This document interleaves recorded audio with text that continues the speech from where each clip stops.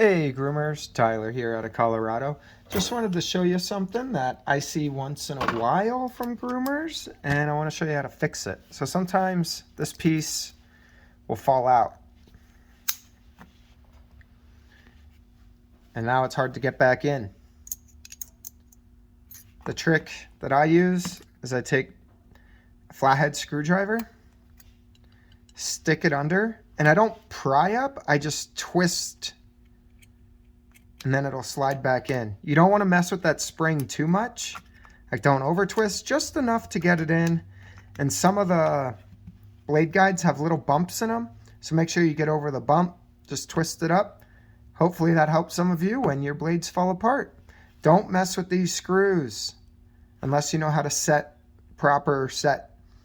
But these screws will loosen everything up, and then you can mess up the blade and possibly injure a dog. So, hope that helps. Have a good day.